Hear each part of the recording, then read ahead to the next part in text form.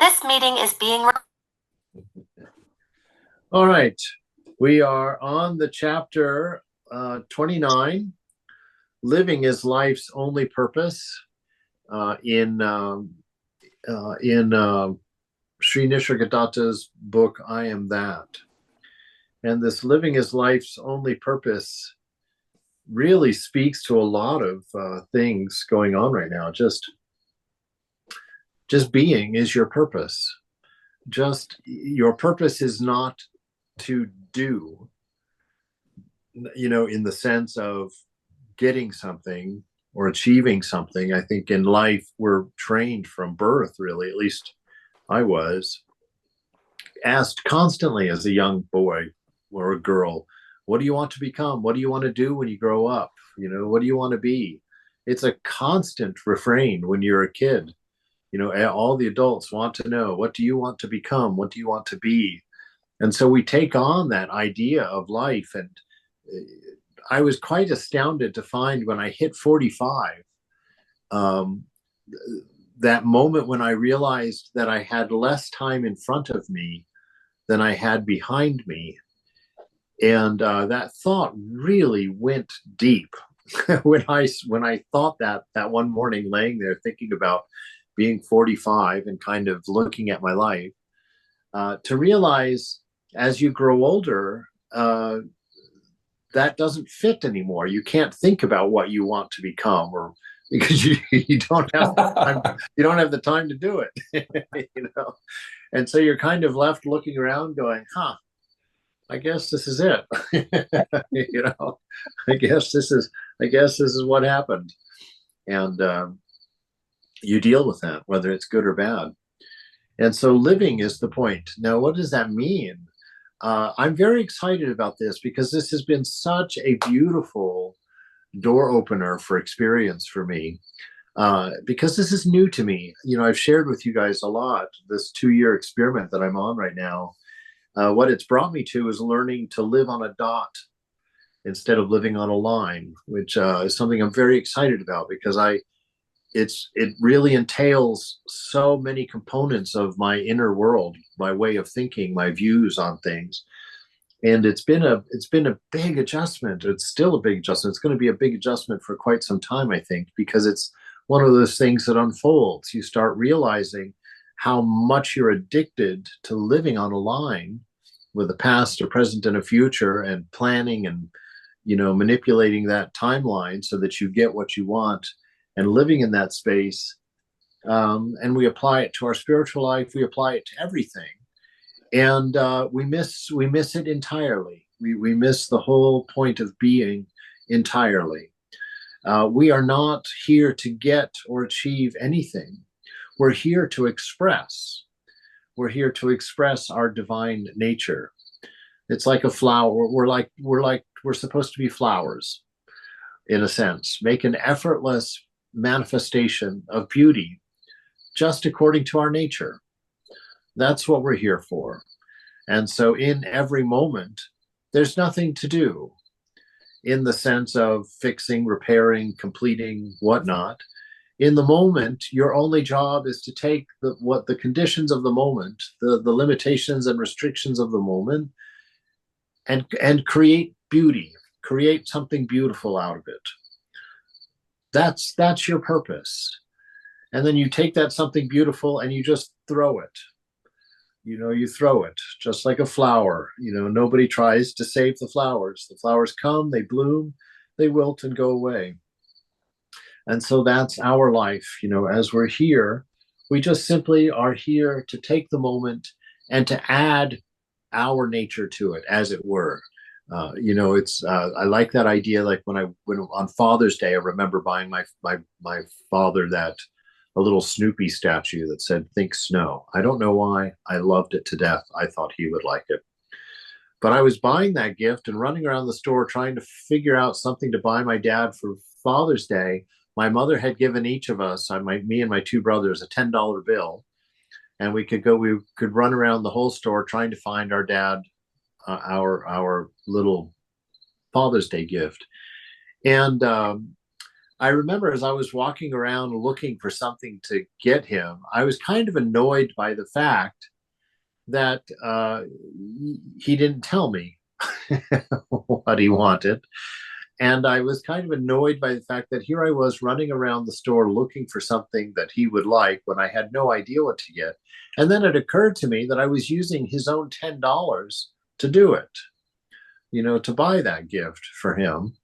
And that seemed even weirder to me. I thought, well, gosh, if I had $10 and it was going to be spent, I would have rather just spent it myself instead of giving it to my kids to go buy me something I may or may not like.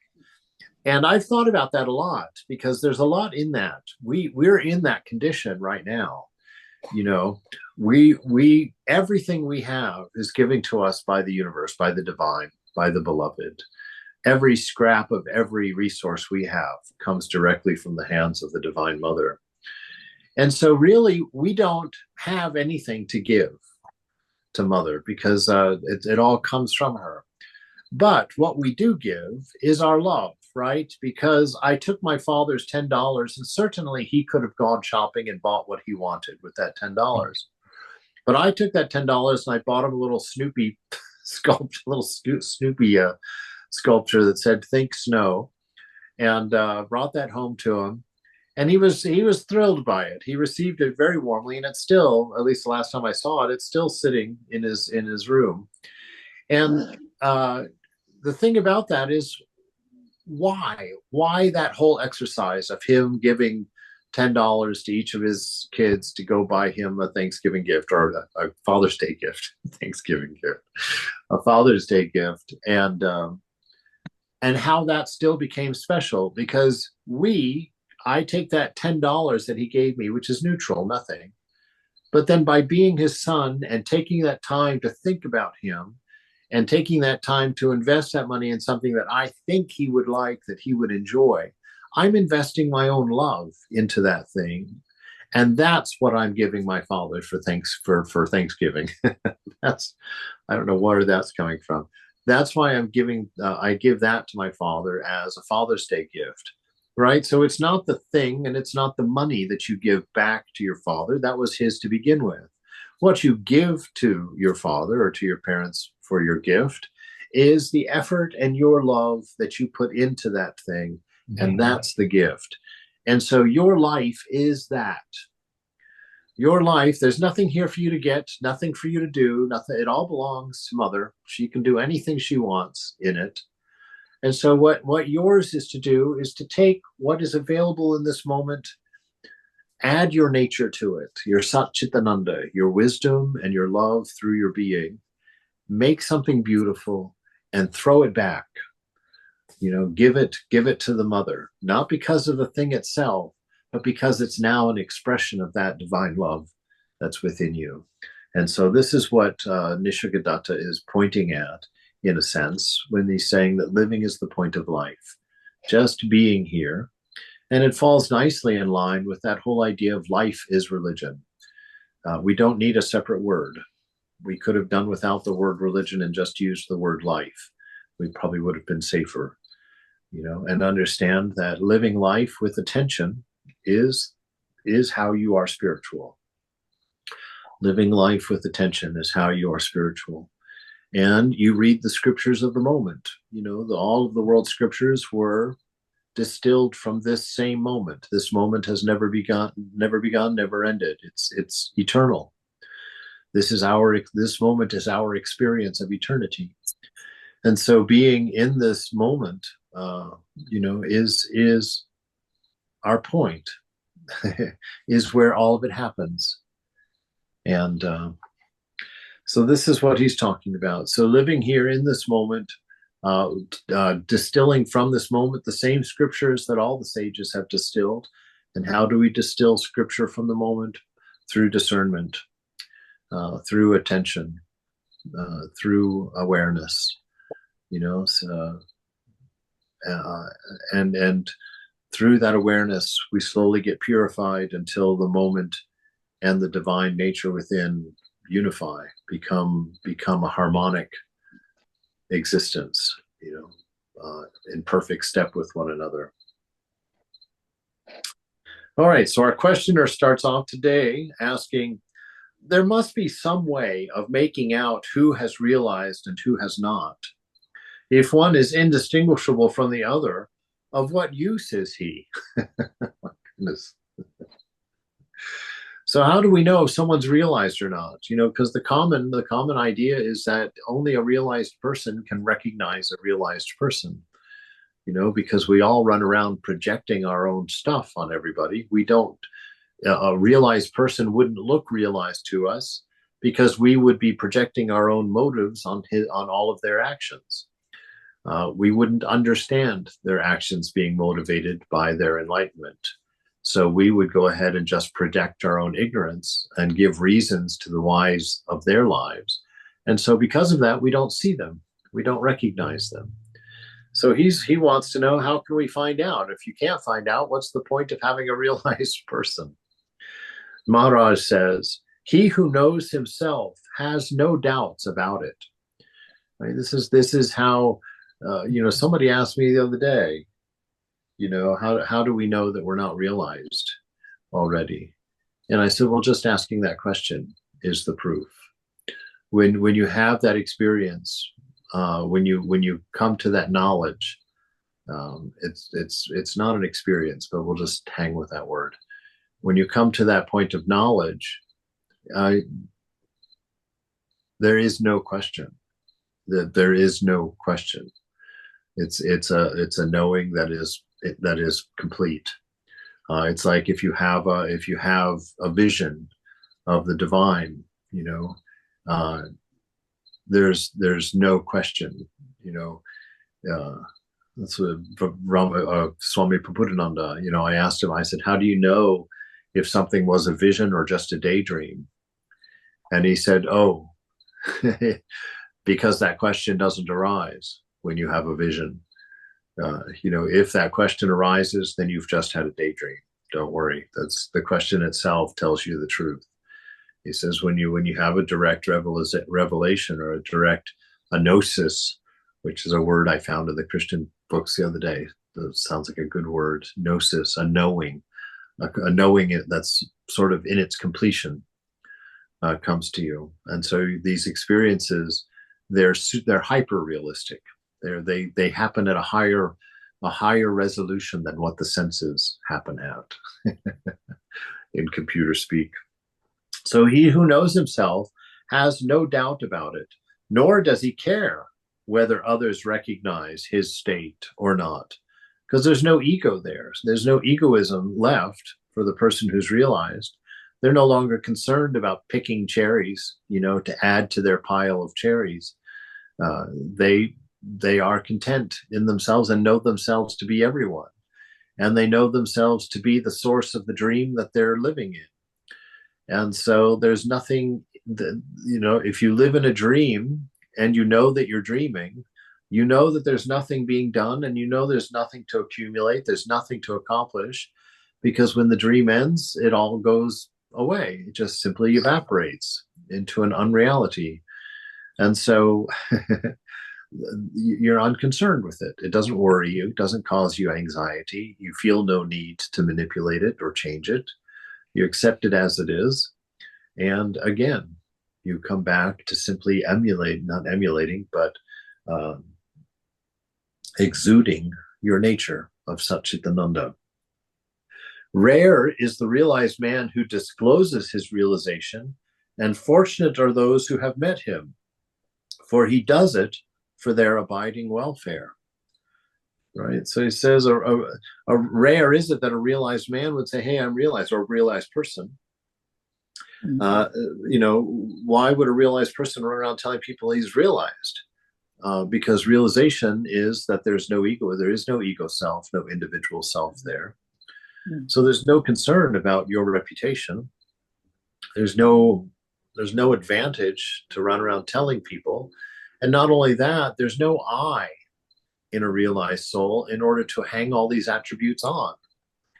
So that's why they don't tell people. And if they do tell people, like Ramakrishna made that comment, an aside to the direct disciples, he who was Rama and he who was Krishna It now stands before you as this, as Ramakrishna, but it was a whisper, and it was something that he only said to his closest disciples.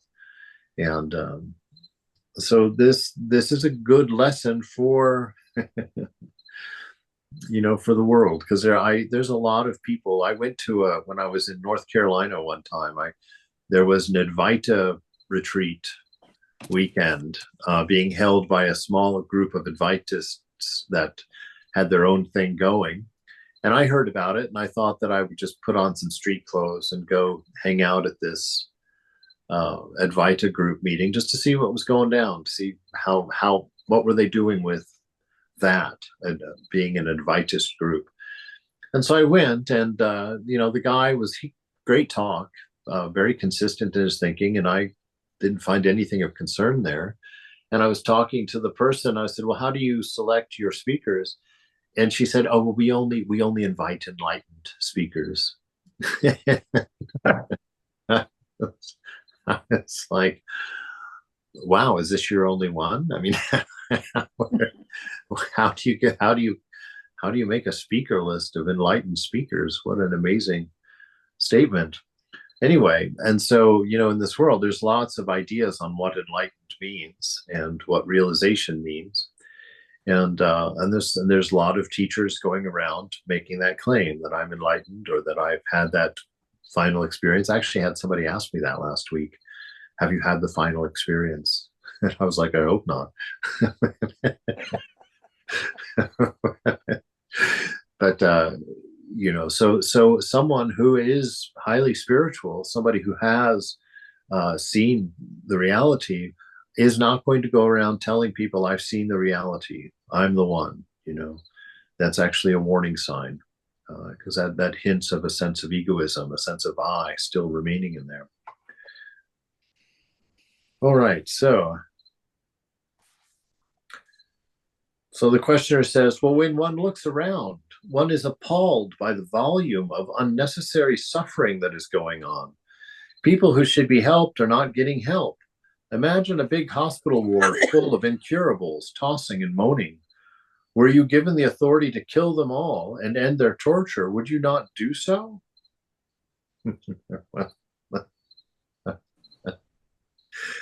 Okay, well, thankfully, our Maharaj here, he says, well, I would leave it to them to decide.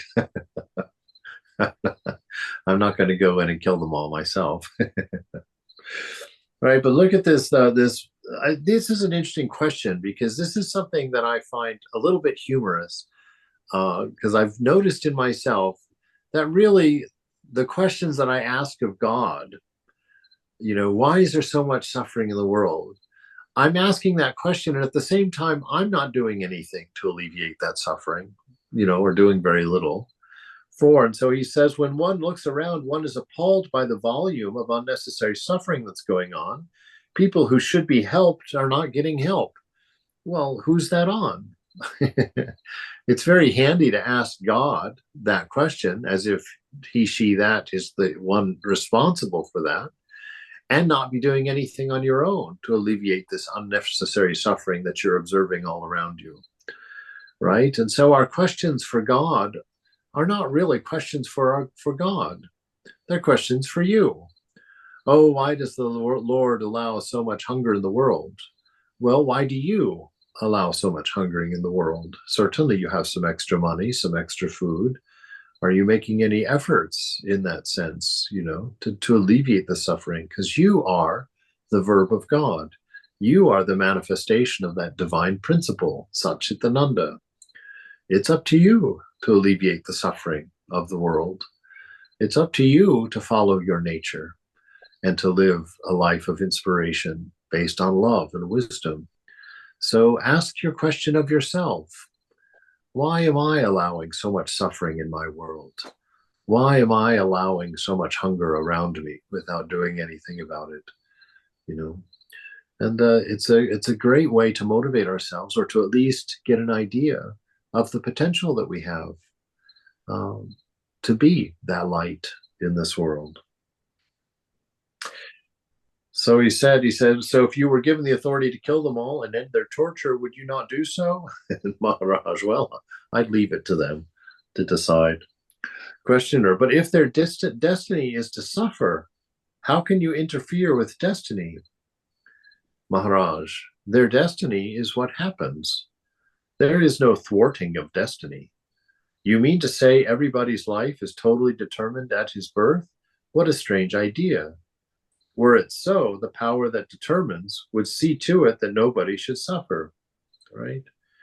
So your destiny is what happens, right? So it's a neutral existence. It's a neutral happening. Like, yes, your destiny, your karma does determine what happens to you. But at karma, the substance of the karma is what you are able to do with what happens to you, right? All of us will have good and bad events in a day. Some people will be beaten by them, and some people will turn them into gold. That's your karma. That's what your karma determines, right? What you're able to do with the things that happen to you. The things that happen to you are always neutral. They're happening to everybody, you know? What makes the difference is what we do with them, how we can digest them. So your destiny is just what happens to you.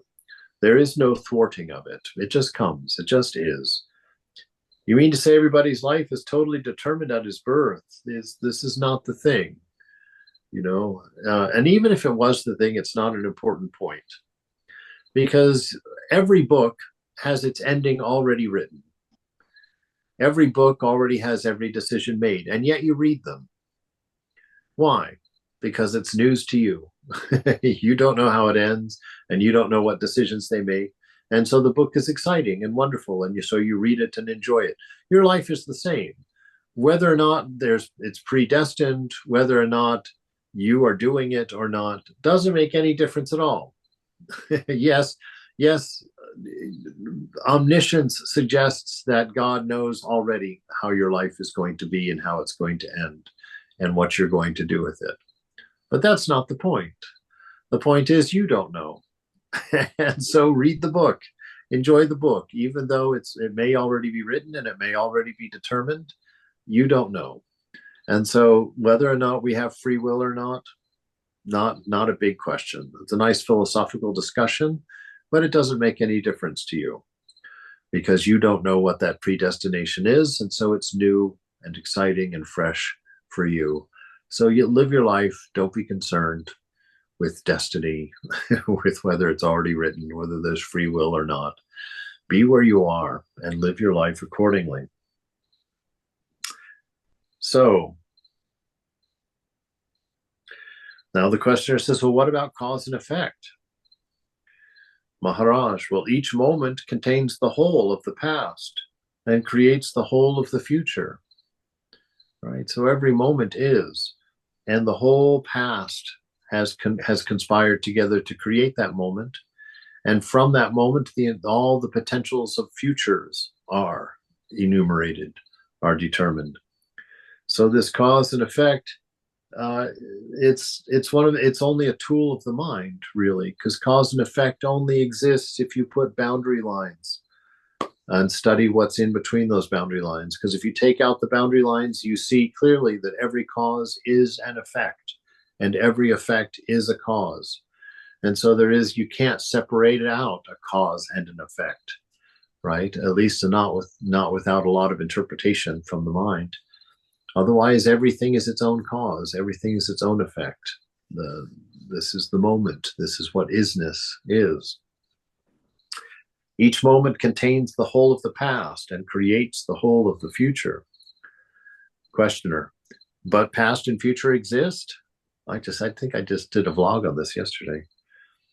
In the mind only. All right, there you have it. Past and future only exist in the mind. They are not an inherent reality.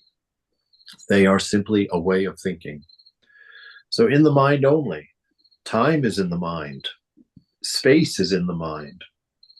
The law of cause and effect is also a way of thinking. In reality, all is here and now, and all is one. Multiplicity and diversity are in the mind only. It's a way of perceiving. right? Our mind becomes a lens that we look through our attachments at the present moment with. And when we look at the present moment through our attachments, we give birth to desires. And that's where the whole story is. And the whole point of saying that the whole past is here in this moment and the whole future is projected from this moment is to show you that you're not going to get anything more than what you have in this moment. This moment is full. It's full. It's got the whole past in it and the whole future in it. What more do you think? Where else do you want to put that point? Because every point is the same. Every point in your timeline has all of the past and projects all of the future. So what makes you think that there's anything more at this point down here than at this point down here? There's not. That's why your relationship is not with a line. Your relationship is with a point, this moment. And this moment is not only divine, this moment is God. And your interaction with this moment is your dance with God. And there's no point to it except just the enjoyment of being in the presence of the beloved, of that divine principle, and manifesting it according to your nature. Still, you're in favor of relieving suffering, even though destruction of the incurably diseased body. Maharaj, again, you're looking from outside while I'm looking from within, right? I do not see a sufferer. I am the sufferer. I know him from within and do what is right spontaneously and effortlessly. I follow no rules. I don't lay down any rules. I flow with life, faithfully and irresistibly. This is the point. Accept God. That means accept the moment as it is. That's faith. This moment is the very expression of love and wisdom. If I don't see it, it's because I'm holding on to something that is unreal. I'm attached to something, and it's not allowing me to see the moment as it is. Right? The moment is perfect to the soul. The moment is ecstatic to the soul. And so if you can see this moment as a soul, not as a body, which is always going to have a certain amount of hunger and a certain amount of discomfort, and not as a mind, which, my Lord, if it can't find discomfort, it will create it. So this moment, instead of defining this moment but through the needs and requirements of body-mind, see the moment as a soul. That's why it's important to know what that means. What am I? Who am I? Right? Because to see this moment is to see it as the very manifestation of the divine.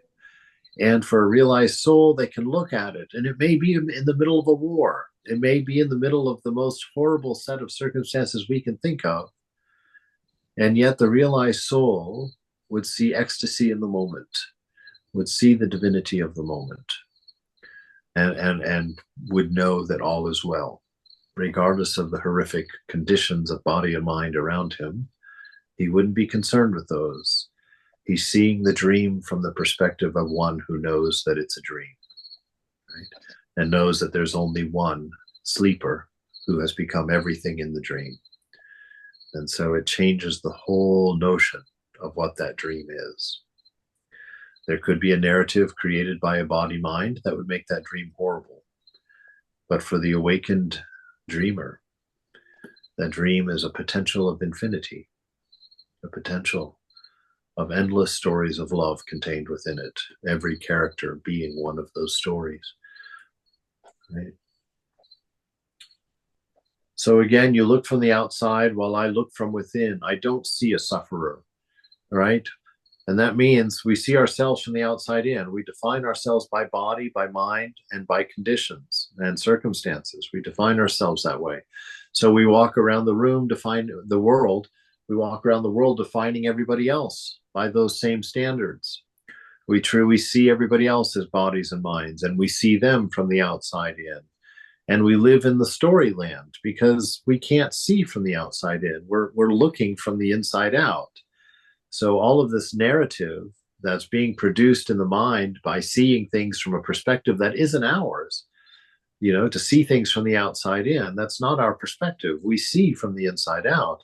So that's why Maya. That's why this untrue story of the world, because we're defining it from a point that doesn't exist.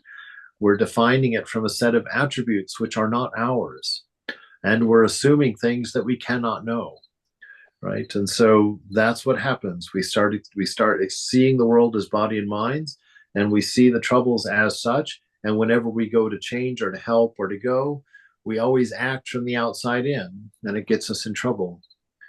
We don't help the homeless person because we suffer, because we know that is ourselves sitting there homeless. We don't help for that reason, even though that's where the real impetus comes from, right? Instead, we come from an egoistic perspective. I can help this person, right? I'm going to do something for this person. I'm going to be a solution. We turn it into a doership because we do it from the outside in, right? And by doing that from the outside in, it becomes egotistical, and it feeds our delusion. And eventually that relationship sours. They get tired of being served because they're always in the position of helplessness. And I get tired of their attitude at being not full of graciousness toward me for helping them. and it goes south. And we wonder what happened. I tried to be a good person. Well, that's it. Instead of trying to be a good person, be a good person. Right? Stop trying. Be. Remember, know your nature. Know who you are. The questioner. Well, you seem to be a very practical man in full control of your immediate surroundings.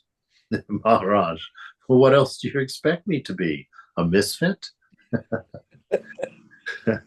Questioner, you cannot help another much. Maharaj, surely I can help. You too can help.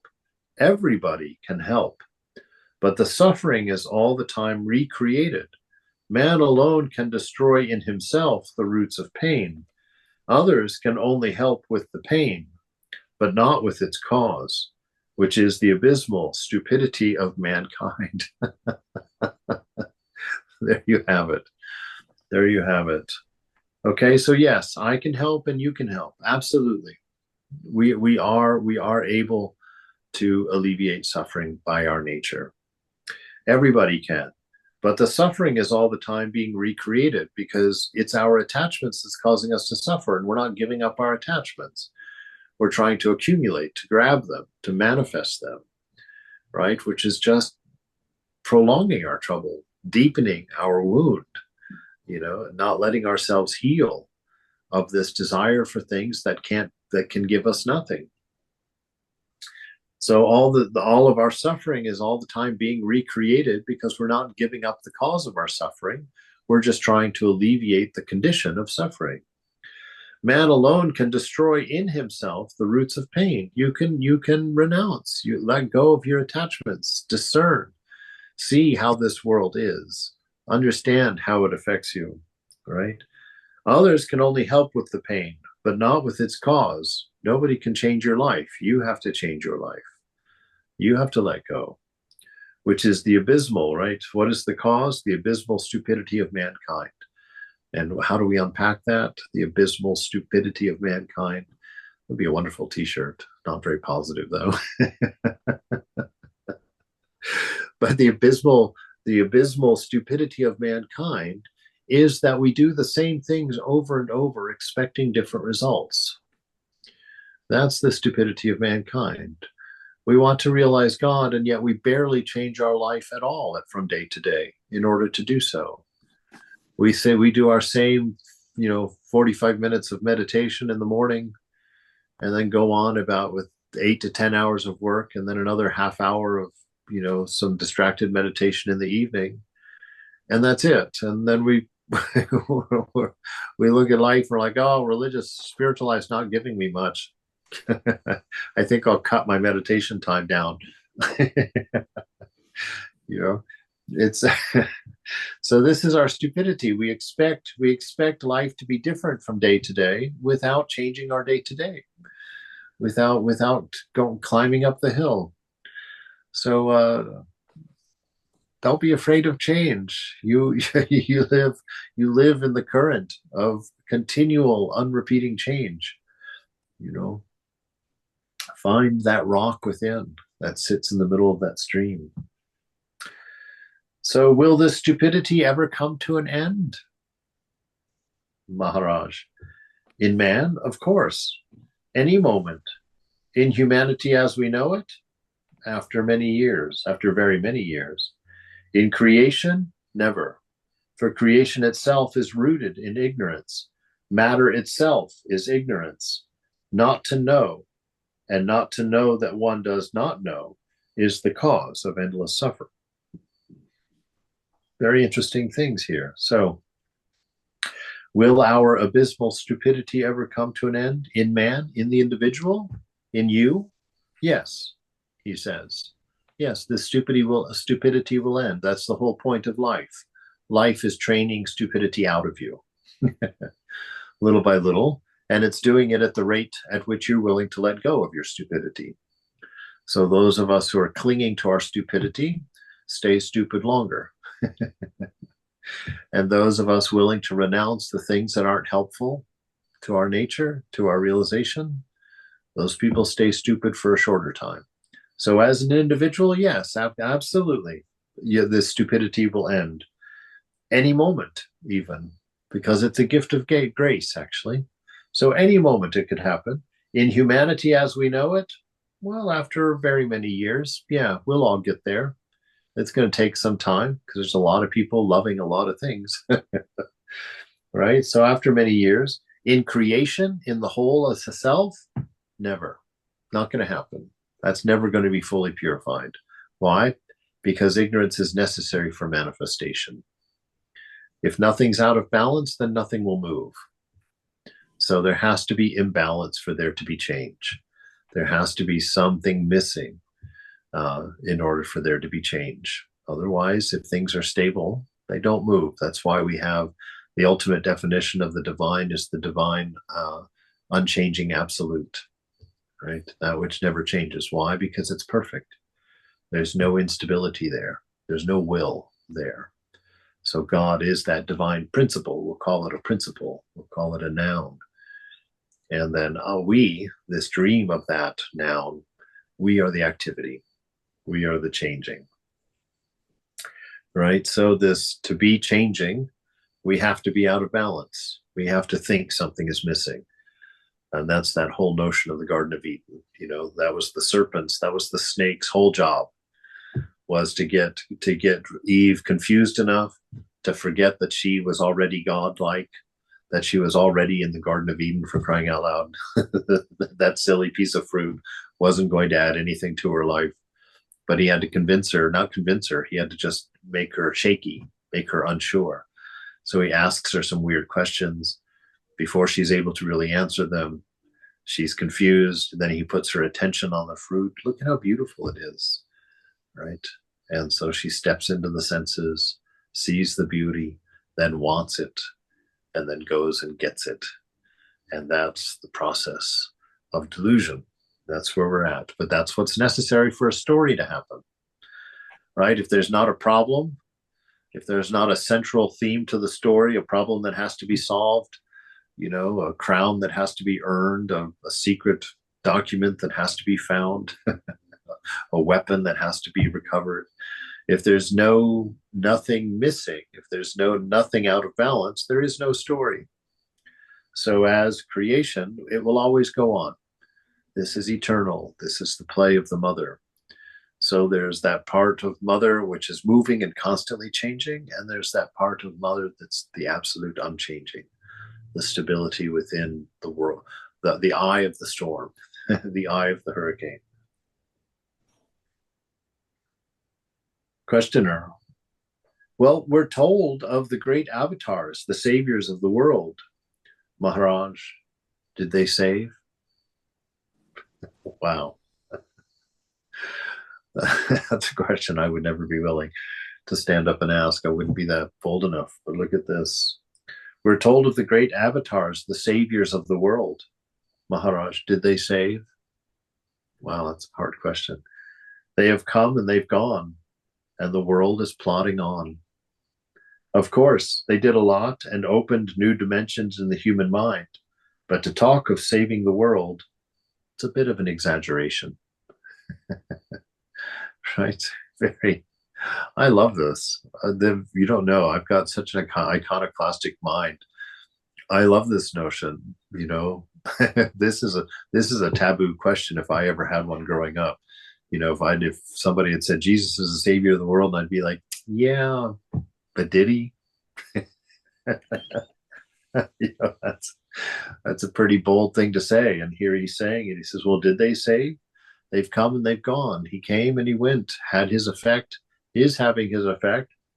But really, is the world any more saved now than it was 2,000 years ago? No, probably not. You know, the world plods on, right? But that's like the stinging scorpion. You know, they don't come for a purpose. We assign a purpose to them. That's our part of as devotees, is to tell the story. But for within themselves, it's an isness, right? It's an isness. They came to express a pure manifestation of the reality. And they did that. They certainly changed the world, right? Look how much we throw their names around, how much we throw their thoughts around. So absolutely, they've changed the world. They've given us a ladder to find our freedom, if that's what we want. But see, they can't change what we want. That's up to us to do through discernment. We change what we want through discernment, through practice, through seeing things as they are. Jesus can't do that for you. You still have to be the one to say, I want this. Is there no salvation for the world? Well, which world do you want to save? The world of your own projection? Well, save it yourself. My world? Well, show me my world and I shall deal with it. I am not aware of any world separate from myself, which I am free to save or not to save. What business have you with saving the world, when all the world needs is to be saved from you?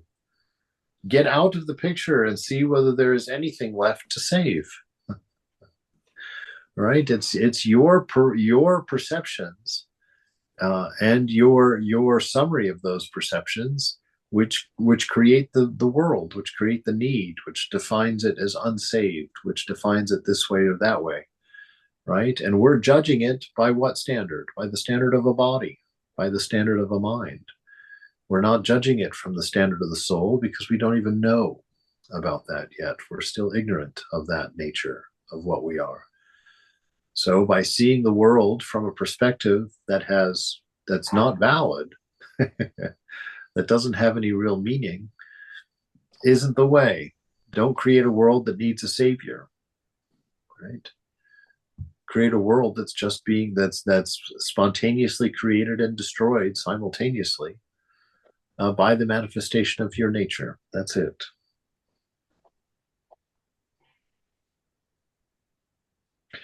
I like this. Get out of the picture and see whether there is anything left to save. You create your world. When you step out of the picture, there's no world. Every one of us has our own universe that our perception has created, that our faith and determination and understanding has created. You seem to stress the point that without you, your world would not have existed, and therefore the only thing you can do for it is to wind up the show. This is not a way out. Even if the world were of my own creation, this knowledge does not save it. This is the questioner. It only explains it. The question remains, why did I create such a wretched world, and what can I do to change it? You seem to say, forget it all and admire your own glory. Well, surely you don't mean it. The description of a disease and its causes does not cure it. What we need is the right medicine. Maharaj, the description and causation are the remedy for a disease caused by obtuseness and stupidity. Just like a deficiency, disease is cured through the supply of the missing factor. So are the diseases of living cured by a good dose of intelligent detachment. Viveka vairagya, awakened awareness, intelligent detachment. So to see things as they are, to realize, I leave this place naked. I came to this place naked. I'm not going to take any clothing with me. I can't. So if I can't take anything with me, what's the point of accumulating it all? Why create a big pile of sand on the beach when there's plenty of sand everywhere?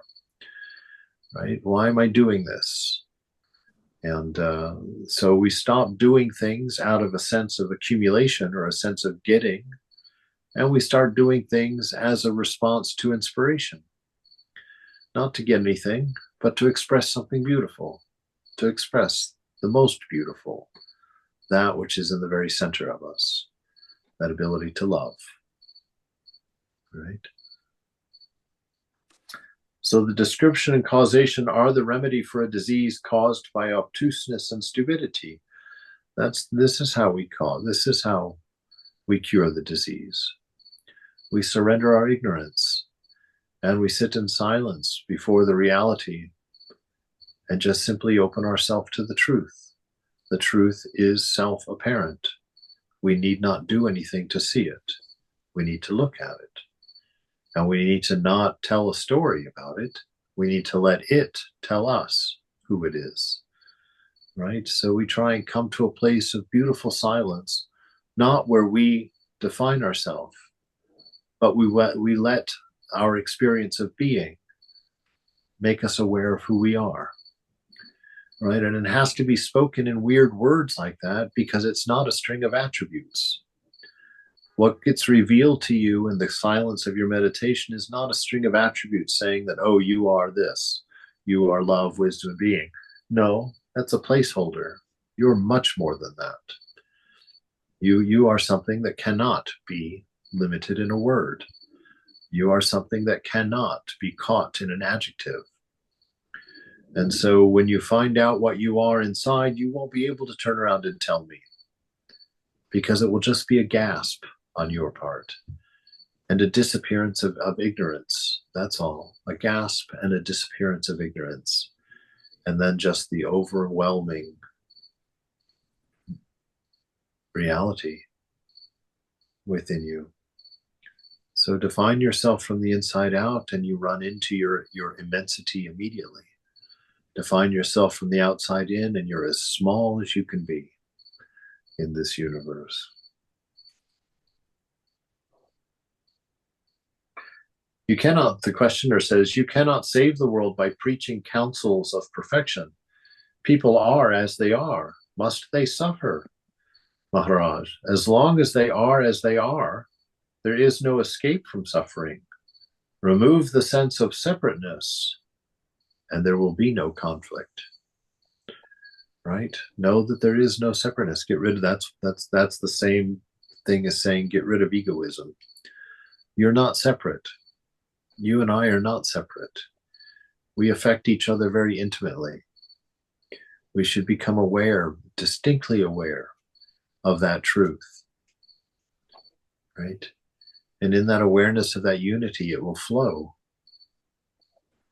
It will flow and you'll discover something very different from what your mind and ego tell you.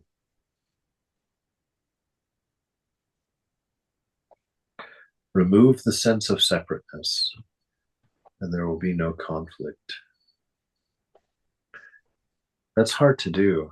I decided yesterday morning that I'm adding a new little practice to my morning, to my day. I say all these things to you, not because they're accomplishments, but just to give you ideas, if you don't have any, for experiments, for ways of poking at life to find out that it's not quite as solid as it seems. But this one thing I'm doing is I'm just getting up in the morning. And the first thing I'm telling myself as I'm sitting on the edge of the bed now is that I'm getting up and I'm going to walk in Mother's dream. And I just try and stay very aware that I'm walking in Mother's dream, that I'm just the character that she has become in her dream today. And to just kind of, I spent the first 2 hours of my walking around this morning just kind of trying to look at things like a dream, trying to pretend, because that's where everything begins. I try to imagine knowing that I'm walking in a dream, that this is not a world. This is not a world. This is a mind, and it's the mind of the mother. And it's a dream. Everything is made of mother's mind stuff. I'm not seeing objects. I'm seeing her mind everywhere. The questioner, a message in print may be paper and ink only. It is the text that matters. By analyzing the world into elements and qualities, we miss the most important, its meaning. Your reduction of everything to dream disregards the difference between the dream of an insect and the dream of a poet. All is dream, granted, but not all are equal. Maharaj, the dreams are not equal, but the dreamer is one. I am the insect. I am the poet in dream, but in reality I'm neither. I am beyond all dreams. I am the light in which all dreams appear and disappear. This is an experienceable thing right here that he just gave us. This is something you can go home to your shake and bake oven and figure it out. He says, look at this. Okay. I am the poet in dream, but I'm in reality neither. I'm beyond all dreams. I am the light in which dreams appear. Very interesting statement. Because what is the light in which dreams appear? Can you tell me? How is it that you lay in a dark room under covers in a cranium inside of a body, have a dream, and see daylight? Have the whole world of your dream illumined? You are that light. And what is that light? We know this from Eckhart Tolle's experience. What is that light? That light is love. The light that lights your dreams is the light of awareness. It's the light of consciousness. Literally, not metaphorically, because there's no light in there. You can't see your thoughts. How could you? And yet you do. And we say, oh, yes, that's the light of the dream. That's different. It's not, right? We've talked about this. And my God, this is my biggest point in my life at this point. This understanding that we live in a mind, not in it, that it's not different right now. That sun that's lighting up this whole world right now, this band of lights I've hanging, they have nothing to do with it. Light is love. And the light that's lighting up this world for me right now is exactly the same light that lights your dream at night. It is not true that the sun lights this one and your dream world lights the other one. Both of these are lit by the light of consciousness. And again, how do we know that? Because that light stops at the back of your eye. It never gets in to the perceiver. Never gets in there. So the fact that the light that you're seeing now is not from here. It's not light from the sun. That never makes it into your brain. What you're seeing is the light of awareness, the light of consciousness, literally and really. You are not seeing the light of the sun. You are seeing the light of consciousness. You are seeing the manifestation of love. That is what allows you to see. That's what allows this world to exist. It's observable, it's actual, it's not metaphorical. It is it is the reality. It is the reality. So the dreams are not equal, but the dreamer is one. I am the insect. I am the poet. Just like in your dreams, you are everything in that dream. It's existing in your mind, made of your own mind stuff. I am the light in which all dreams appear and disappear. I am both inside and outside the dream. Just as a man having headache knows the ache and also knows that he is not the ache, So do I know the dream, myself dreaming and myself not dreaming, all at the same time. I am what I am before, during, and after the dream, but what I see in dream, I am not. Right? Cool stuff. That's amazing. It's a whole amazing paragraph right there. And we're going to stop with that one for the day.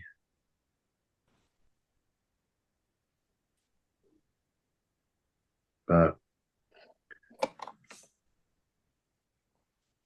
some beautiful things here. So let's turn off the recorder.